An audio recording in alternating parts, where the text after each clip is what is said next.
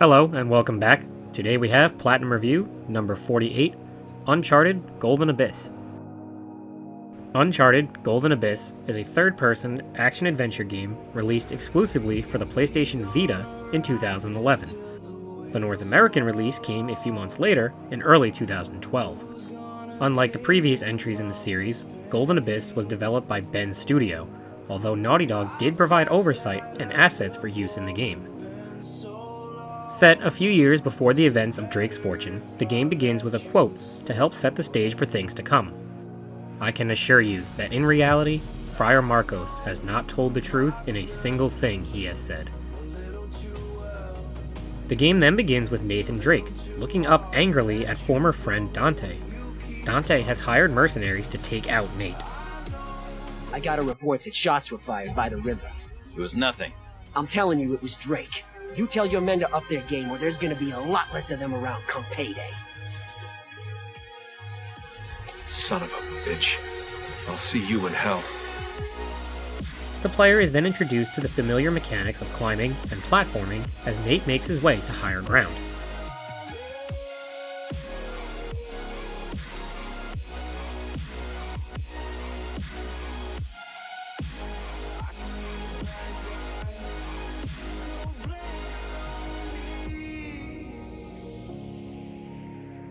As he approaches the top, you encounter the first stealth takedown opportunity of the game. Here, two options are available, as the gameplay utilizes the touchscreen of the Vita in many different circumstances. You can choose to either hit square or tap the screen to perform the attack.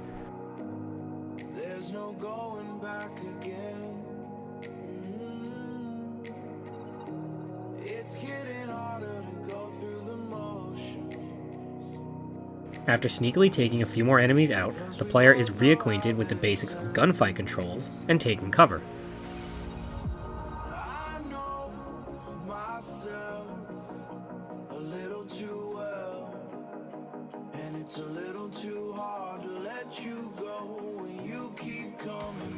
After taking all of the enemies out, Drake is fired on by an RPG, and the game cuts to a flashback 2 weeks earlier.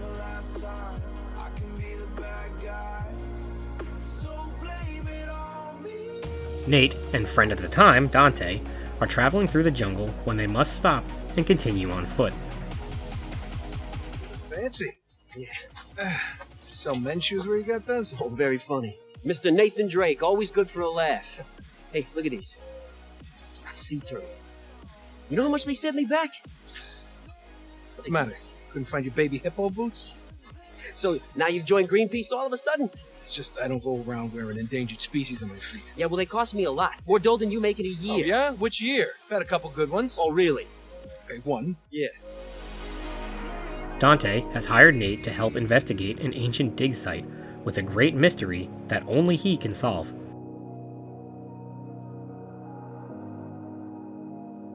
They reach a rope, which can reward a trophy if you climb it using the back touchpad on the Vita. Along the way, Nate learns that they are in dangerous territory, encroaching on General Guero's turf. Dante isn't fazed and reassures Nate that everything will be just fine. Did you say Guero? Drug runner, I kidnap tourists for ransom, blow up the Panama Canal, Roberto Guero? Oh, you've heard of him. Deaf kids in Caracas have heard of him. Dante, please tell me you're not in General Lopez's backyard. He ain't a goddamn general. Right? The revolutionaries lost the war, remember? And besides, now he's just another pain in my ass. Hey, Drake. Don't worry. Never don't go around. As they proceed, Nate comes across an ancient structure with engravings on the side. He uses charcoal rubbings to document and analyze the markings. Here, the player utilizes the touchscreen to slowly uncover the inscription, and there are many charcoal rubbings throughout the game that serve as one of the many collectibles.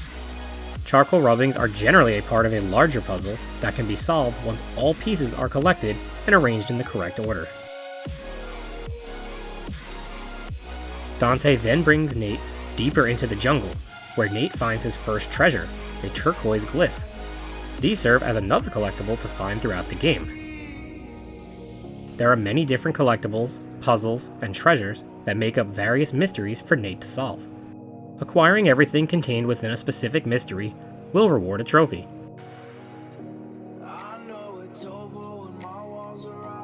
Greedy Dante tells Nate that everything he finds along the way belongs to him, and he proceeds to take the glyph.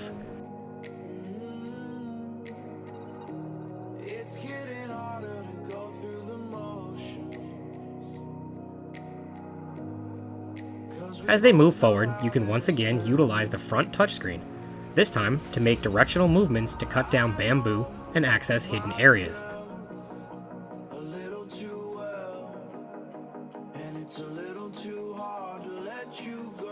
Not long after, Nate and Dante are attacked by what Dante calls poachers, but Nate believes they're Guero's men. Nate takes them out, and they finally reach the ancient dig site. Here we are. What do you think, huh? It's a mass grave, obviously. They dug up over 60 of the poor bastards. That's a lot of bones. Here. Spanish. How old? You tell me. Once again, the touchscreen is used, this time to wipe dirt off of ancient artifacts.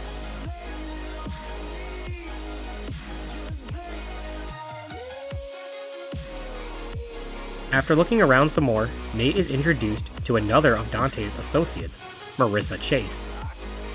Her and Nate immediately begin to flirt, but the sound of nearby gunfire cuts things off. This is Nathan Drake. He's a buddy of mine from the old days. Hi, Marissa Chase. Nate. Call me Nate. Strong hands.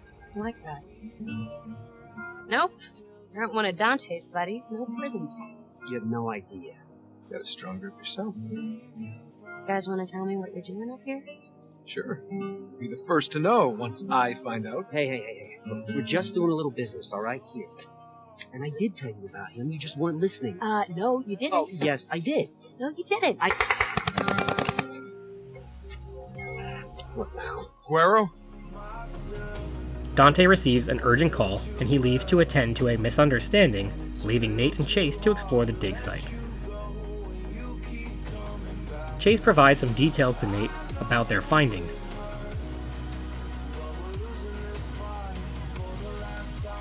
Crush boys. Couldn't use maces. Exactly. These soldiers were poisoned. All of them. Poison? Arsenic. We found traces in the teeth fragments. So this is the great mystery that Dante says is worth a fortune? I don't get it. She then brings Nate to what appears to be a grave marking and looks to cut a deal with him.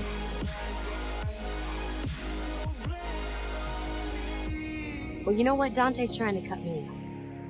And you know he'll do the same to you. So, let's you meet me partners. Jeez. Come on. Tell me. Give me one good reason why I should. I'll give you two. Really? I don't think this is the place.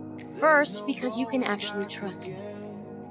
And second, because Dante hasn't seen us. She shows him an amulet she was hiding from Dante, and Nate, in return, translates the ruins.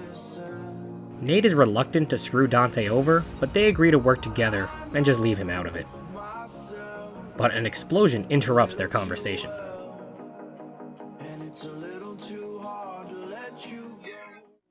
First of all, believe it or not, this symbol is Visigoth. Visigoth? No, it can't be. Yeah, I know. Last of the Visigoth kings died in the, 8th century? Long before the Spanish conquered all of this. But look, markings go all around the symbol. How did we miss this? Now I know why Dante wanted you up here. So you know what it means? No. Unless. Unless what? Get down. Come on, back here. Nate fights off enemies, and Chase leads him to a way out, but even more enemies stand in their way.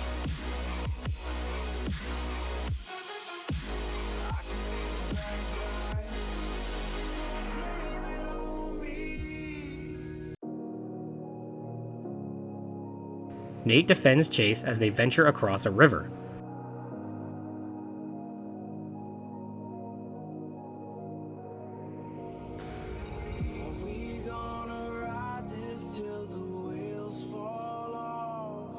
Here, another mechanic utilizing the Vita is introduced. The console itself must be tilted left and right to maintain Nate's balance on the log. After, they climb down a nearby rope, but Guero's men are relentless.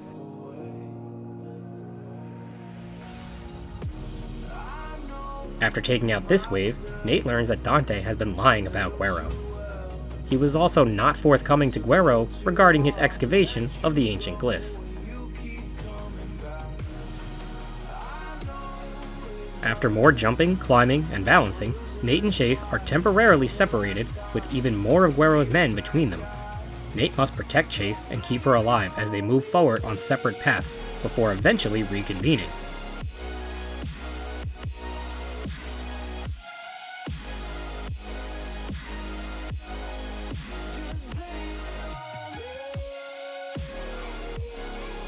They discover that Dante has taken the Jeep and left Nate behind. Fortunately, Chase has her own car, and they head towards it. However, as they reach where it should be, they don't find her car, but rather Dante, and following close behind him, Guero himself. Put your hands down. I'm not going to shoot you, as much as I'd like to. Oh, that makes me feel all warm and fuzzy inside. Thanks. I wasn't talking to you. Huh? I was talking to them. Oh, crap. Guero? Drop it. Now. Hey, you watch the boots! Whatever you say. Hey, that's so friendly. Senorita Chase. Always a pleasure. General. And Senor... Drake. Nathan Drake. I must admit, Senor Dante, I am very confused. You tell me you are alone, and yet I find a truck full of your men stealing glyphs from my rooms. Like so many migrant workers, just picking fruit. Okay, so I took some folks up here today, and I forgot to tell you about it. I must have slipped my mind. I'm sorry. Look, we didn't find nothing but some old clothes. I wouldn't lie to you. Guero is on to Dante's lies, and becomes even more suspicious when he finds Chase's amulet. What's this? It's mine. Just some old bones, huh? Well, these are some very lovely old bones you found. I didn't know. Nate tries to escape, but he is unsuccessful and knocked unconscious.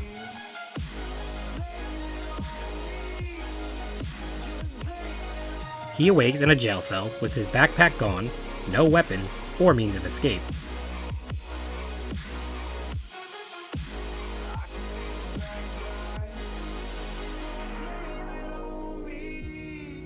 After a bit, he hears Chase and follows her voice to a nearby window.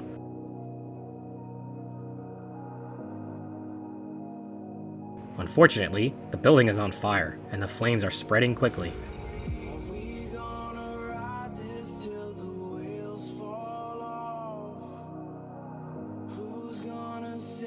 Nate must climb and navigate his way towards the window, but the building is beginning to fall apart.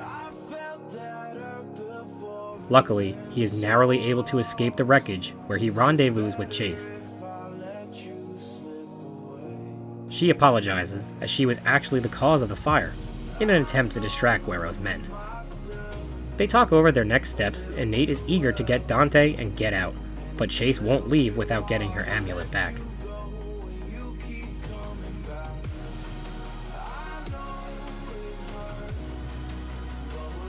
With Guero's men returning, Nate reacquires some firepower, and they fight their way through enemy lines, although Chase refuses to use a gun. After many intense gunfights, physical hand-to-hand combat, complete with touchscreen controls, and many deaths, Nate and Chase spot Dante in the distance and an enraged Guero. It's up this way. Oh, get back. Back. You! What are you doing? General, I was just looking for... Admiring the view, huh? No, sir. Just standing around while the rest of the compound burns to the ground. No, sir. I was looking for the girl. She... Round up some men and put out those fires! Yes, sir. Must I give the orders for everything? They push forward through countless waves of Guero's men, until Nate reaches just outside Guero's quarters.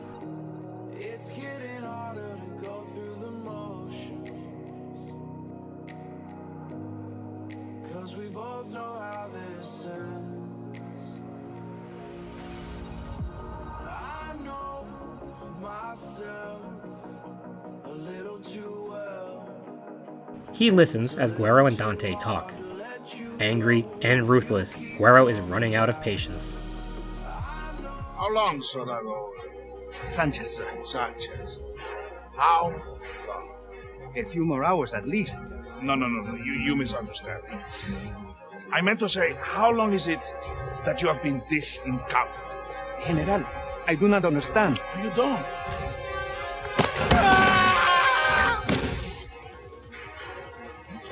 What the hell? There's some leadership skills you got there. Tremendous love. I do not seek their love, only their respect. Oh, well, I bet you got that.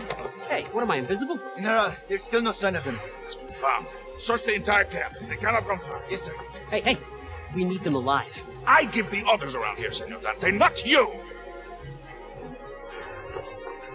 Look, unless you want to just keep pushing these shitty narcotics to finance this little war of yours, you gotta start listening to me. Oh, if I was not already a very good listener, Senor Dante, you would be down there keeping Soldado Sanchez company. You know, perhaps that is not such a bad idea. Okay, I'm sorry. Look, we need him alive. Chase is holding out on us. We don't know what she don't know, and Drake, he found more up there in 10 minutes than the old man found in like 20 years. Nate informs Chase of what he has learned, and is angry at Dante for cutting a deal with Guerrero, although Chase isn't surprised. He cut a deal with Guerrero. You seem pretty chummy, yeah. See, I knew he'd cut you out. Hey, partner? From what I hear, you already have a partner. Dante? No. No. I overheard them talking. Something about an old man? Nate, look. Yeah, you know what? I get it. Part of your long story. Nate doesn't fully trust Chase either, as he knows she has had another partner, but they don't have time to discuss things further. Chase insists that she will tell Nate everything once they get her amulet back. They fight through even more waves of Guerrero's never-ending army of men until they reach an office filled with documents and paperwork that makes Chase panic.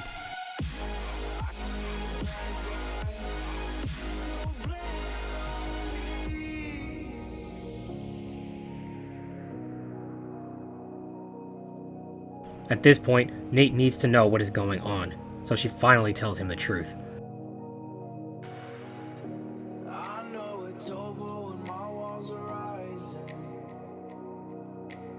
Stop. You want to know why we're not partners? What? Why? Gathering all this took years. Dante's a too-big grave robber. He couldn't have done any of this. It's time you tell me your long story. This is my grandfather, Vincent Perez. 20 years ago, the mining company discovered all of this. Gravesite, ruins. The IOA was called in, and my grandfather ran the dig site. So all this research was his. He found the amulet. He tried for 20 years to figure out what it meant. What happened? He ran out of time. Last year, he was diagnosed with terminal cancer. Chase, I'm sorry. Yeah, well, he wasn't sorry. He was desperate. He decided to hire someone who had special contacts. You know, someone who could deal with Guerrero. Dante. And then 3 months later, he just vanished. He disappeared.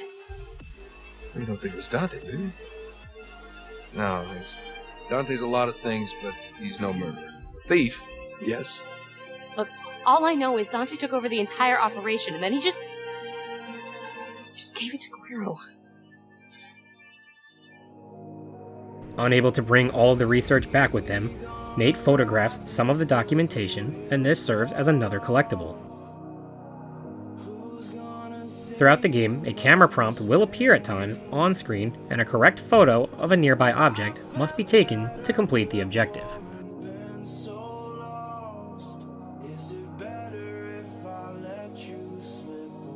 As luck would have it, Guerrero was storing the amulet in a safe nearby, and Nate is able to retrieve it.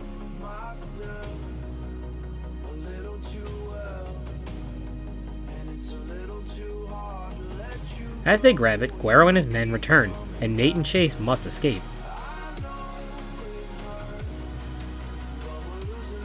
Inexplicably, Chase heads down first and jumps right into the back of a truck filled with explosives. The truck drives away, and Nate must fight his way out alone and rescue her. He makes his way outside where he spots Chase just outside the truck.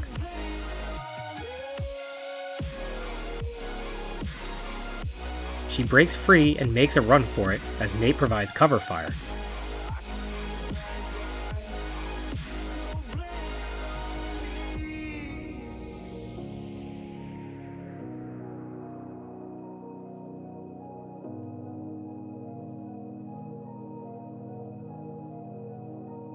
Eventually, she reaches Nate and he shoots the truck, triggering a massive explosion, allowing them to escape. However, their happiness is short-lived as Dante arrives and makes Nate throw his gun into the river. Come on. Go put in a drink. Do it. Fine. There, you happy? Why don't you put yours away? I'll show you what a pain in your ass I can be. Stop it! We have to get out of here. Oh, you heard that, huh? Well, good. Because now you know that the three of us, we aren't going anywhere. Christ, Drake, you know how much trouble we're in because of you? I mean, look at this place. And my boots. Jesus H. Christ. Your You can't- boots? Are you kidding me? No, You stole everything my grandfather worked for, and you gave it to Guerrero. Hey, hold on a goddamn minute. Son of a bitch! Surprisingly, Chase gets in his face and pushes him into the river as he flows downstream. This allows Nate and Chase the opportunity to escape, but of course, not without taking a little gunfire.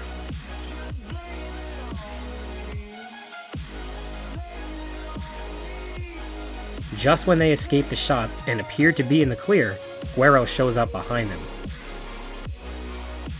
Dante warned me that you would be trouble. More than you are worth. It seems now, perhaps, that he was correct.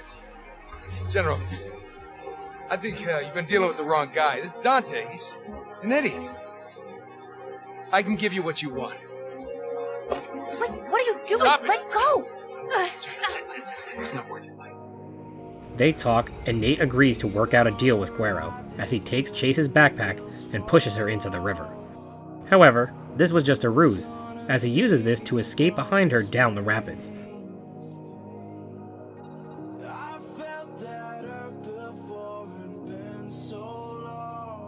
At the bottom, Chase is angry, but Nate reveals that he still has the amulet. Chase, I'm sorry. Do you have any idea how important that was to me? Yeah. I think I do.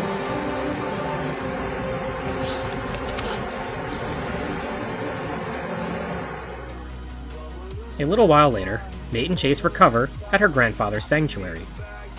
Nate wishes to leave and give up the fight, but Chase is not ready to. What you're getting yourself into? Dante will cut his losses and move on, but Guerrero, he's gonna look for you until he finds you. Until he finds this. And like I said before, it is not worth your life. There will be other treasures. Oh, so I see. You think it's all about the gold. It's always about the gold. Yeah, maybe for guys like you. And guys like Dante, but my grandfather? He spent decades, up to his neck in dirt, digging and scraping for the smallest clues. All the guys at the Institute scoffing at his work, and do you think he ever made a dime? However, he has a change of heart when he discovers that her grandfather, Vincent Perez, knew more than he let on. They match. Yes, they do. Grandfather wasn't as blind as Dante thought. He kept it a secret. Even from me. You see, the Sete Cidades were an obscure religious order, with roots going all the way back to the Visigoths. It was an offshoot of Arianism. Aryans. No, not like the Nazis. It's Arianism with an I. You see, when Spain fell to the Moors in the 8th century, 7 bishops supposedly sailed away, taking the riches of Spain with them. They said to have founded 7 perfect cities, portals to heaven. Where? God only knows. Literally. That's why the Sete Cidades were founded. Their entire order was dedicated to answering that question. Where? Okay, but what's all this got to do with our Spanish grave marker? Gold. I don't get it. Well, neither did the Spanish. See, it's one of history's little jokes. The Spanish had a legend about 7 cities filled with treasure. The Aztecs and the Mayans had a legend about a city of gold. When the 2 civilizations collided, The Spanish gravesite. The soldiers were looking for the 7 cities of gold. yeah, but they weren't alone. But why would the Sete Cidades poison them? The sword of Stephen shall bear witness to our sacrifice in the chamber of the 7 fathers. 7 fathers? What do you think that means? I don't know. I'm guessing your grandfather did. His research contained hidden information regarding the 7 cities of gold and the Sword of Stephen, held within a holy place. He even had a possible location, so Nate and Chase agreed to finish her grandfather's life work as partners.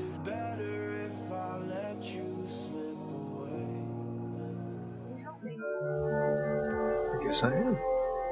On one condition. Hey, anything. Partners? Partners. They head to the potential lead and discover her grandfather's car parked outside, revealing that he didn't merely disappear.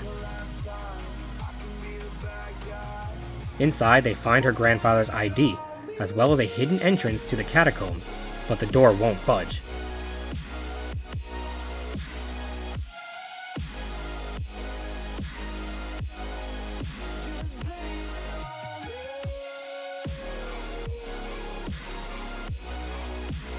So, they head up higher in search of another way in.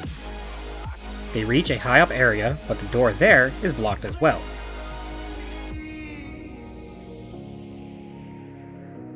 That is, until Chase accidentally uncovers the way in. They parkour, puzzle solve, and of course fight off Guero's men as they move deeper into the structure. Finally, they reach the chamber of the 7 fathers.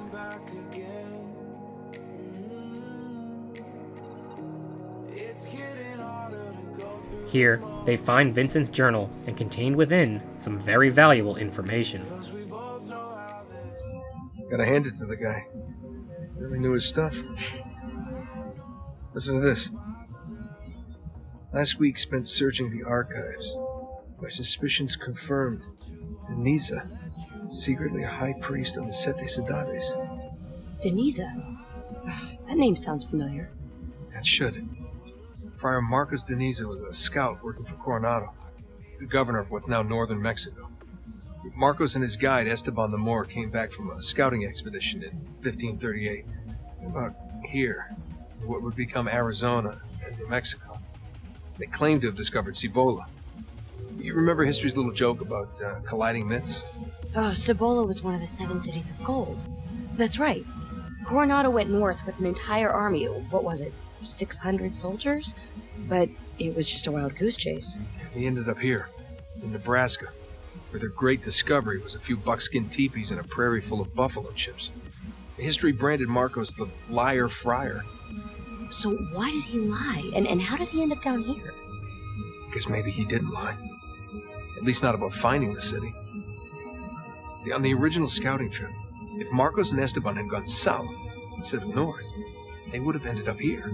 The dig site, where the Spanish soldiers were murdered. Not murdered. Sacrificed. Remember the inscription on the stone? We sacrifice these souls in the name of the Holy Spirit. The sword of Stephen shall bear witness to their crime in the chamber of the 7 fathers. The sword of Stephen. Sword of Stephen. Your grandfather didn't come here to die. He came for the sword. But he never found it. Maybe it was never here. Marcos could have been speaking figuratively. Stephen was the first Christian martyr stoned for his beliefs. No, if my grandfather believed the Sword of Stephen was real and it was here somewhere, you can bet on it. You're right. With this new information, they search deeper for the Sword of Stephen. Unfortunately, instead, Chase comes across the body of her grandfather. Nate leaves Chase alone for a few minutes so she can mourn while he looks for the sword.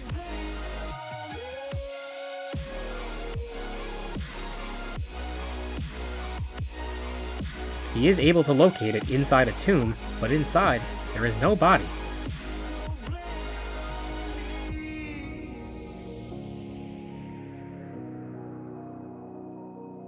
Chase returns to Nate, and they decide to move on. This is it. It's great. Chase, wait. No, we never would have found it without your grandfather. And if we find Quivira, it'll be his discovery. And yours. No. It'll be ours. Partners, remember? He may have started it. We're gonna finish it. That's what he wanted. However, as they begin to climb back out, Dante returns, revealing he had followed them.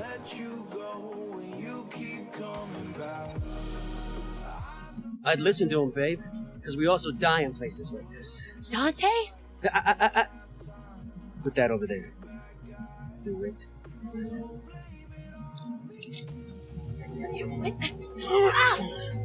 You followed us. Yeah, it's a good thing, too. You two were getting cozy down there. Wait, I can explain. Yeah, you gonna explain that little stunt you pulled back at the shanty town? I was cleaning mud out of my hair for a Come on, week. Dante. You know that whole thing was an accident. As they argue, Guerrero now appears behind Dante. Hey, El Generale. I was just saying to these... Yes, that is the problem with you Americans. Talk, talk, talk. Too many words. What are you doing? No! There you are, Senor Dante. The lunatic no longer has a gun against your head. But you are not so lucky. Guerrero pushes Dante down below to Nate and threatens Chase. Nate throws the sword at Guerrero as Chase tries to escape, but the attempt is futile, and he takes her captive.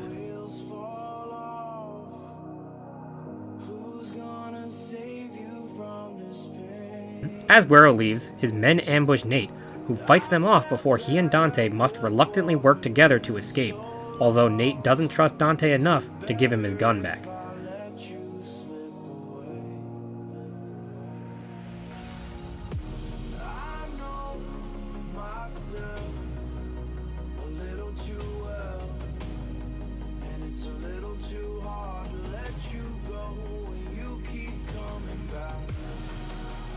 After fighting through many enemies, Nate and Dante spot Chase in the distance as she must have escaped her captors, but she is pinned down.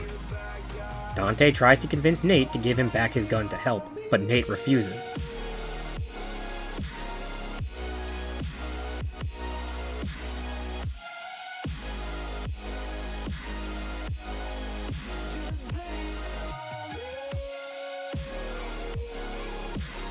Nate then proceeds to protect Chase from above, although they are not able to reach her.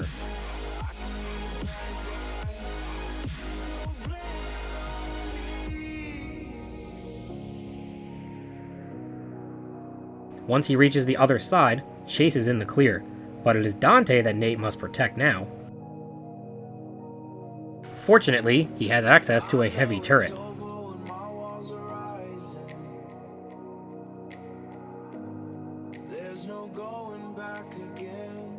They continue to pursue Chase, with Nate inevitably giving in and giving Dante his gun back.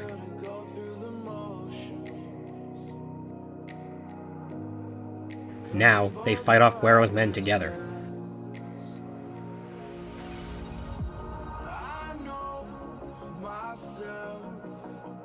After many, many more gunfights, Nate and Dante catch up to Chase, but unfortunately, so has Guerrero, who has her held captive yet again. They yell at Guerrero, who reveals that the whole place is rigged to blow. As Guerrero is about to hit the detonator, Chase agrees to help in exchange for letting Nate and Dante live.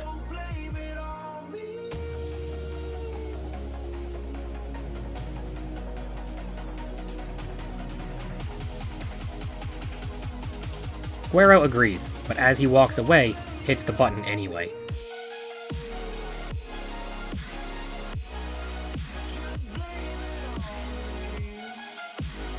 Now, Nate and Dante must make a run for it, as everything begins to crumble around them.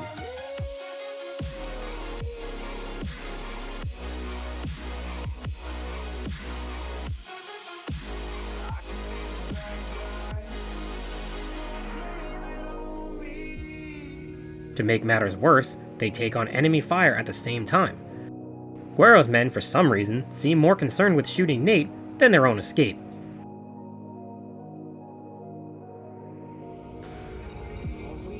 They do finally escape the wreckage, but Guerrero still has Chase by the throat.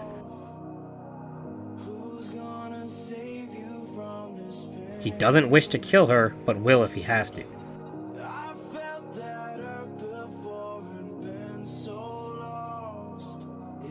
Guerrero is able to leave with Chase as Nate and Dante arrive too late.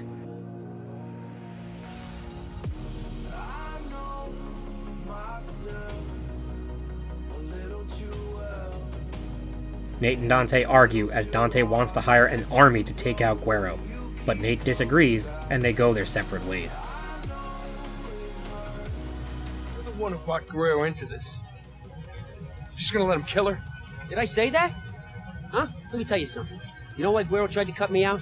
Because I got connections. You know what? Your pimp in Buenos Aires isn't gonna do us much help. Imagine that. Guerrero's smarter than you. He's afraid of me, Drake. Good thing about the US of A, we got the finest hired guns money can buy. So now you're General Jason Dante. Huh? Gonna go buy yourself an army? Yeah, something like that. No, what you're gonna do is get Chase killed.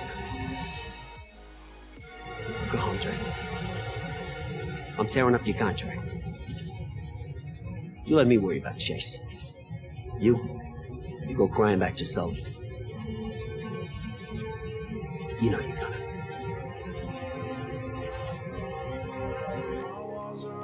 With nowhere else to turn, Nate meets up with Sully, his best friend and mentor, for help. They discuss their options, and Sully agrees to help Nate rescue Chase.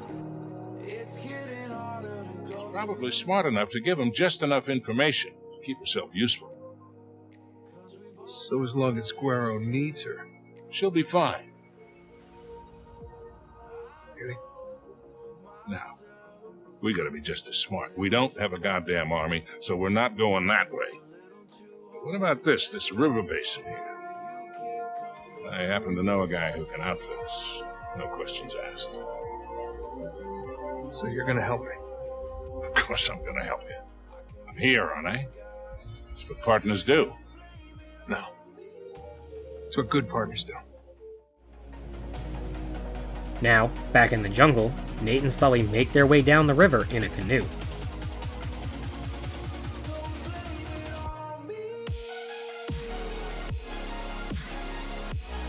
Unfortunately, Nate reads the map wrong, and they nearly head over a waterfall.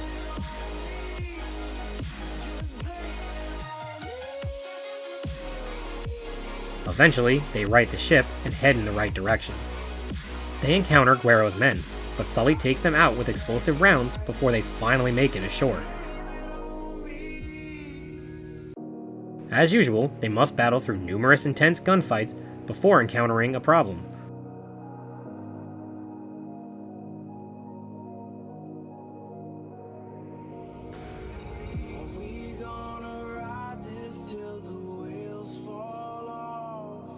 They reach a wall that is impassable for Sully.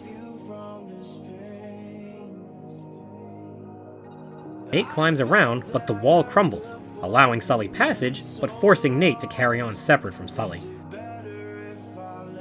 Nate travels deeper through the ruins, fighting his way past even more of Guerrero's never-ending army.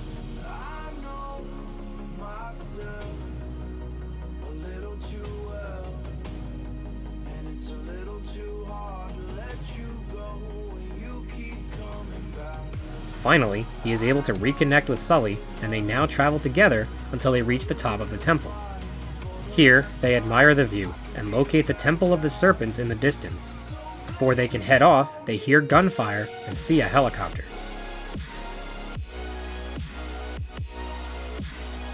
Nate realizes that Dante was serious about hiring an army, and is clearly now engaged in battle with Guerrero. Despite this, they decide to proceed and attempt to reach Chase before it is too late. They fight their way back down the temple and back through the ruins. Eventually, they reach a large gap that Nate is able to jump across, but he warns Sully it's too far. Sully decides to go for it anyway, misses, and falls below. Nate desperately makes his way down, and fortunately, Sully is okay, suffering only an ankle injury. As they continue towards the Temple of the Serpents, the enemies take full advantage of Sully's injury and ambush him and Nate. For some reason here, an injured and hobbling Sully thought he was Rambo, and rather than take cover, felt the need to stand out and take enemy fire head on, even standing directly in front of grenades with no fear of the explosion. Needless to say, this resulted in numerous failed attempts.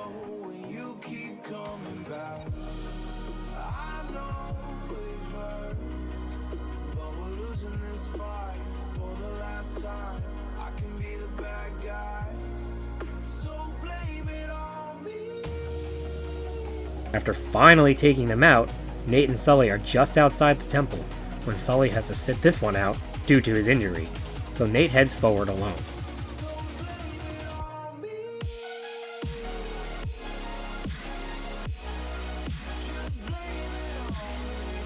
At this point, we get the same cutscene from the beginning of the game, in which Dante tells his men to be on the lookout for Nate.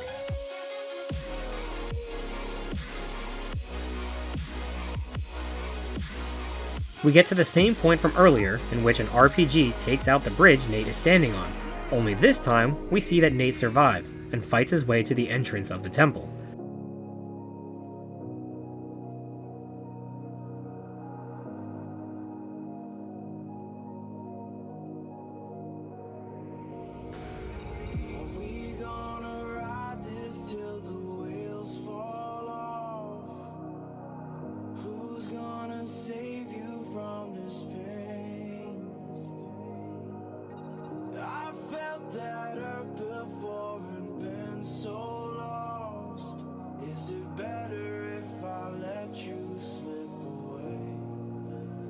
Inside, we see Dante barking orders at his army, and demands they save Guerrero for him.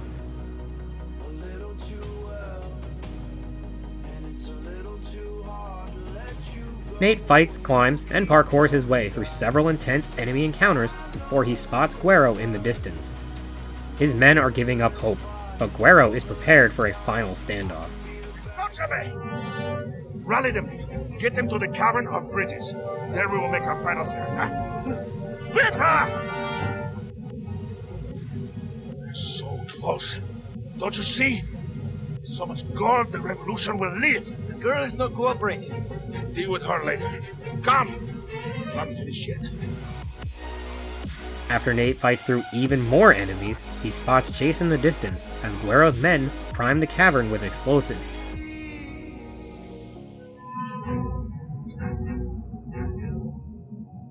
Chase. Stop! You don't have any idea what you're doing. Shut her up. These are support columns. If you blow them up, the entire cavern comes down on our heads. We all die. I said shut her up. Okay, fine. You know what? Just give me enough time to get out of here, okay? Stop her, I'll shoot. Shoot her. Shoot her, shoot her. Do you know how tired I am of hearing you guys say that? You want to shoot me? Go right ahead. Set that timer, we're all dead anyway. Let's go! Hey, assholes! Nate shoots the enemies around her, and they are finally reunited.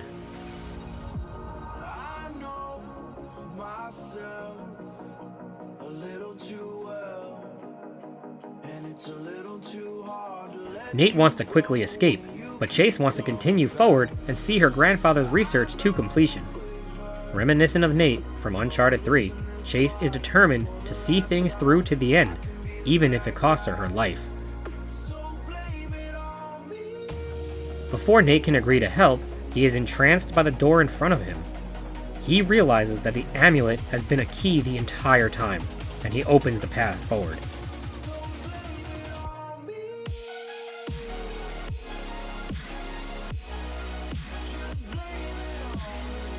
This takes them deep underground to the Lake of Ghosts, where they discover long-dead bodies.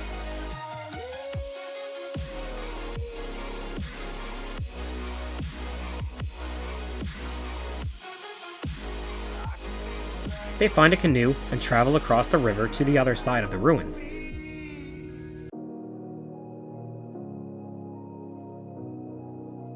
Here, they encounter a large door that requires puzzle solving to open.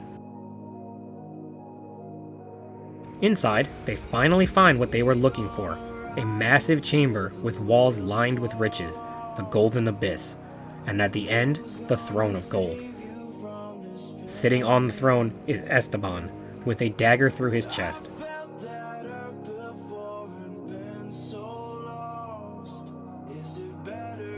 Nate pulls the dagger out, realizing that it belonged to none other than Friar Marcos. Proof. This could have only belonged to one man. Friar Marcos. He murdered Esteban. Huh. Remember what you said at the massacre site? Not murdered. Sacrificed. Esteban was a Sete Ciudades offering. Blood sacrificed to seal the gates of hell. My grandfather was right all along. This is gonna rewrite history. In the distance, they hear an explosion and quickly grab what they can and make their way out. While packing things up, they come across a Geiger counter, learning that all of the gold is radioactive.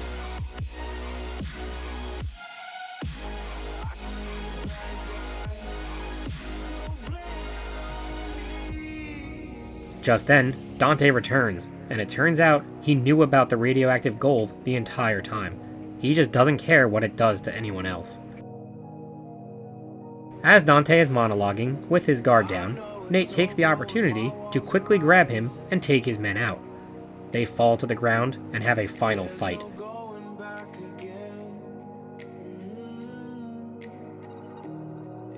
This battle was very difficult and required quick on-screen swipes to hit Dante and avoid damage. On normal difficulty, you get a few misses, but on crushing, you can't miss at all. I found the touchscreen to be very fickle and would oftentimes not register a correct swipe. Therefore, the best practice is to spam the swipe over and over as fast as you can until it registers. Doing this made the fight significantly easier than just trying one swipe. If you do mess up, Dante will kill Nate in brutal fashion.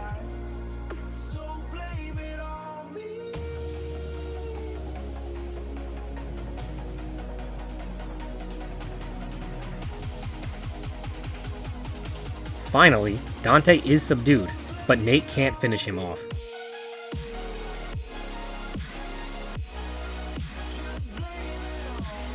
Nate tells him that he intends to set off the explosives and seal the radioactive gold away. You ain't. You know why? 'Cause you ain't got it in ya. We'll see. Nate and Chase head out, but many enemies still stand in their way. This time, Chase has no reservations about using a gun. They battle past many heavily armed soldiers until it is time to trigger the explosive.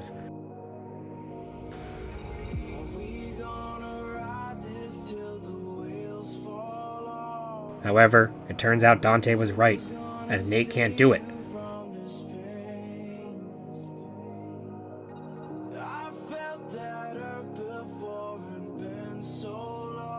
However, Chase can, and she hits the button. This causes the surroundings to rock and crumble, but once again, the enemies are only concerned with shooting Nate and not their own safety or escape.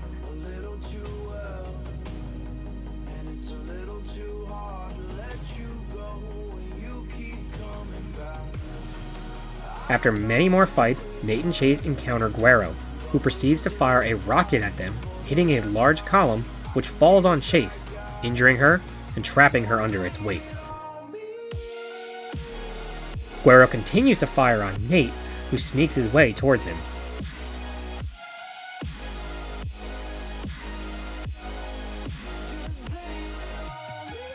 They battle in a similar style to the Dante fight, requiring timely swipes to attack and dodge.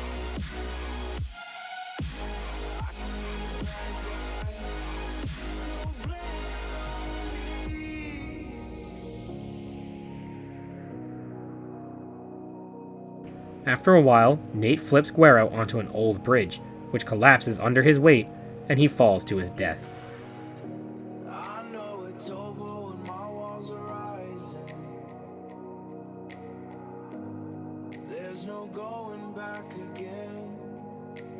Nate rushes to Chase, and luckily finds a strong piece of wood he can use to get her out. Her injury is not too bad though, as Nate supports her, and they make their escape. Unfortunately, they reach a dead end and can go no farther. The walls around them continue to collapse, and it appears they have no way out. That is, until Sully calls down from above. He throws down some rope, and they all escape together.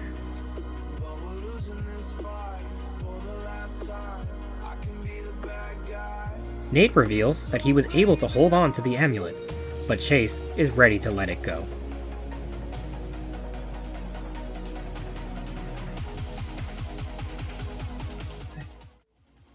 It's your amulet. No, it was never mine. It was never grandfather's. You know, I think Marco's was right after all. This belongs in hell. Whoa! Careful. Whoa! Balde was wrong. You know, you're not going to come away from this empty-handed after all. Nate and Chase are about to kiss, but Sully interrupts just like he did in Drake's Fortune.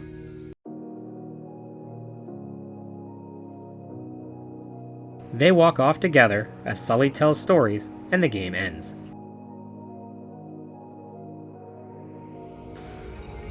The number of trophies that you receive after completing the game depends on what difficulty you played at. Completing the game on hard difficulty will unlock a new, even more challenging difficulty, Crushing. In the Nathan Drake collection, this was available from the start, so a single playthrough was all that was required. But here, you need to do at least 2, as completing the game on Crushing is a required trophy for the Platinum.